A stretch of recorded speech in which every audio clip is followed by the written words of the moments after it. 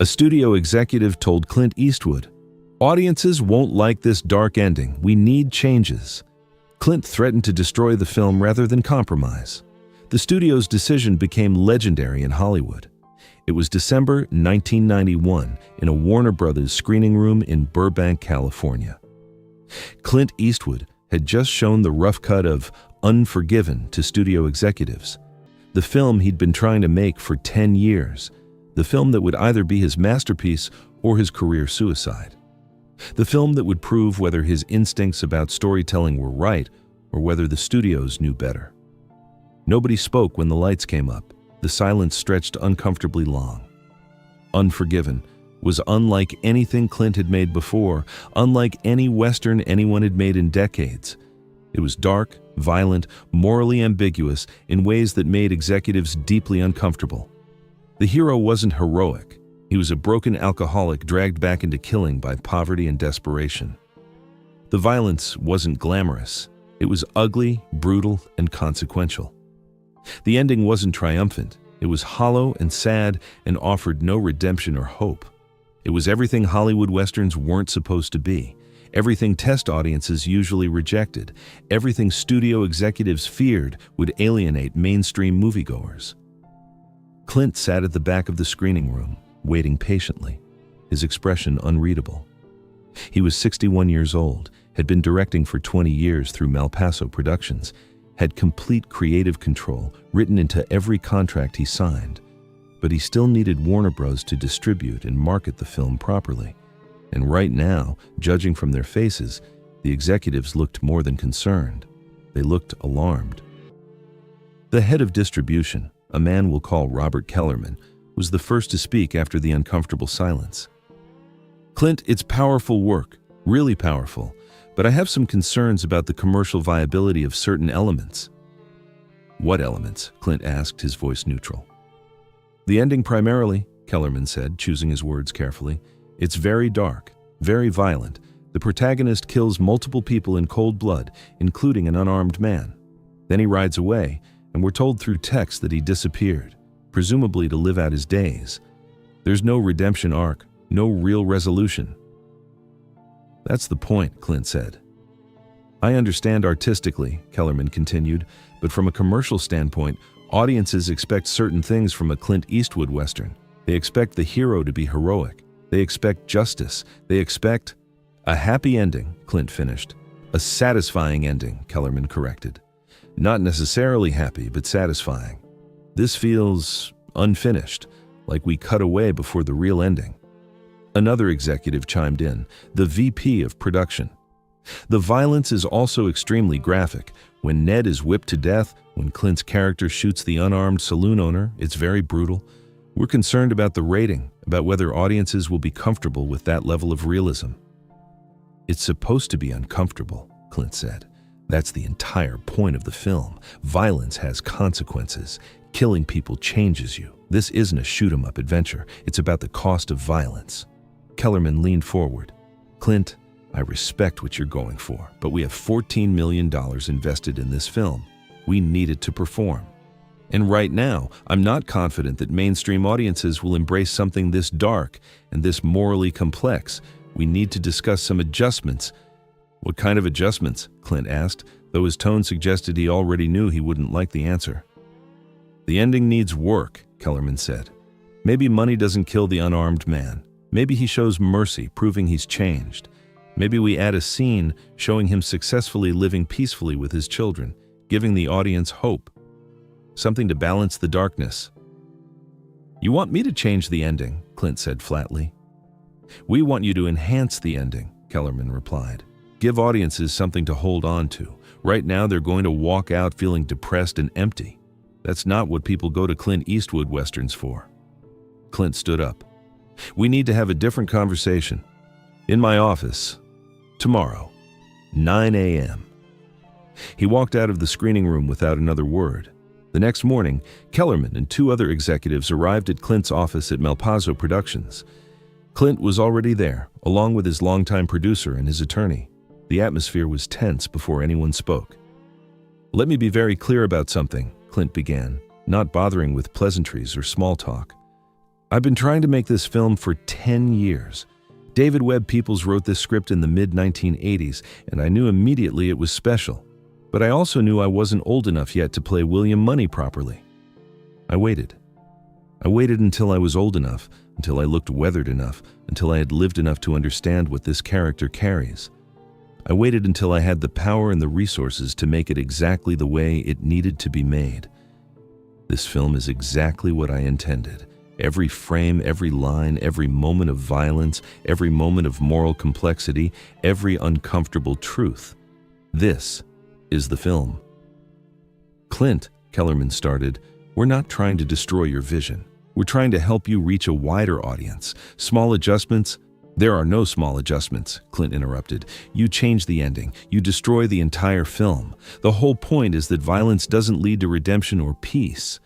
William Money kills those men not because it's heroic, but because he's still the same killer he always was. He doesn't change. He doesn't get better. He just survives. That's the truth of what violence does to people. But audiences don't want that truth, the VP of production said. They want to see the hero triumph. They want to feel good when they leave the theater. Then they can watch a different movie, Clint said. This movie tells the truth. And if Warner Brothers isn't comfortable distributing a film that tells the truth, then Warner Brothers doesn't have to distribute it. The executives exchanged glances. This was getting more confrontational than they'd anticipated. Are you threatening to take the film to another distributor? Kellerman asked carefully. No, Clint said. I'm saying that if you require changes to the ending or the violence or the tone, then I will shelve the film. I will lock it in a vault. No one will ever see it. I'd rather have no film than a compromised film. The room went silent. This wasn't a negotiating tactic. This was a line in the sand. Clint, be reasonable, Kellerman said, but his confidence was wavering. You can't seriously be willing to throw away 2 years of work and $14 million because we're suggesting minor improvements to make the film more commercially viable. They're not improvements, Clint said, his voice quiet but absolute. They're compromises, and I don't compromise on the things that matter. This film matters. It says something important about violence, about the West, about the myths we tell ourselves. You change the ending. You turn it into just another Western where the good guy wins and everyone goes home happy. That's not the film I made. Clint's attorney spoke up. Gentlemen, I want to remind you that Mr. Eastwood's contract with Warner Brothers gives him final cut approval on all Malpazzo productions. This isn't actually a negotiation. Mr. Eastwood is informing you of his decision, not asking for your permission. Kellerman's face flushed. Final cut doesn't mean we have to release a film we don't believe in. If Clint refuses to make reasonable adjustments, Warner Brothers can choose not to distribute. Then don't, Clint said simply. I'd rather the film never be seen than be seen in a compromised form. I've made over 20 films. I'll make more. But I won't make them badly just to satisfy executives who think they know better than I do what my film should be. The standoff lasted for a long moment. Kellerman was calculating, trying to figure out if Clint was bluffing, if he could be pressured, if there was any way to win this fight. But Clint wasn't bluffing. Everyone in the room knew it. He'd walked away from Warner Bros. Once before, in 1968, and built Malpazzo Productions into one of Hollywood's most successful companies. He didn't need Warner Brothers, they needed him. Can we take 24 hours to discuss internally? Kellerman finally asked.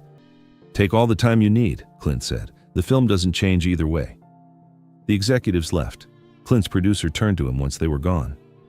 You really willing to shelve it? Absolutely, Clint said without hesitation. I didn't wait 10 years to make a compromised version. It's this film or no film. 24 hours later, Kellerman called. Warner Brothers would distribute Unforgiven exactly as Clint had cut it.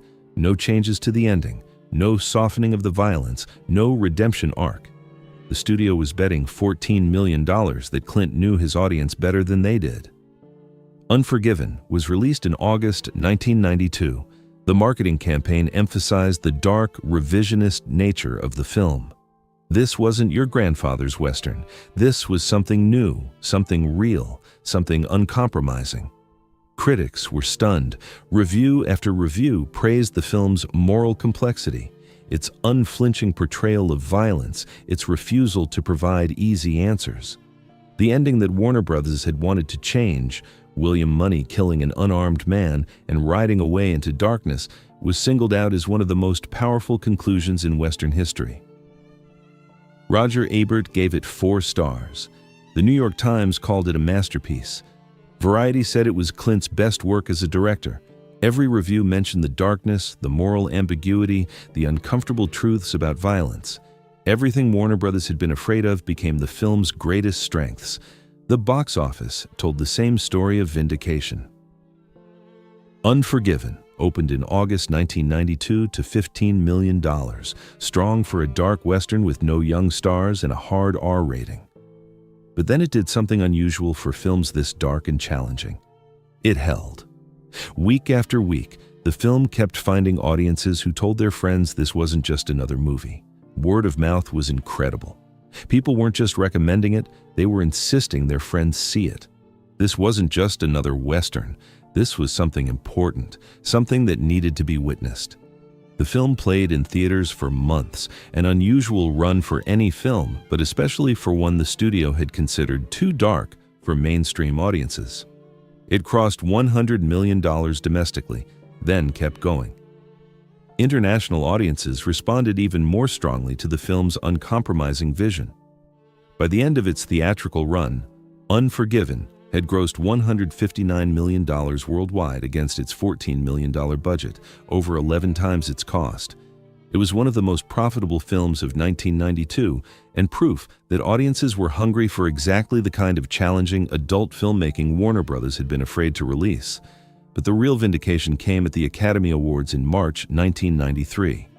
Unforgiven received 9 Oscar nominations, including Best Picture, Best Director, Best Actor for Clint, and Best Supporting Actor for Gene Hackman.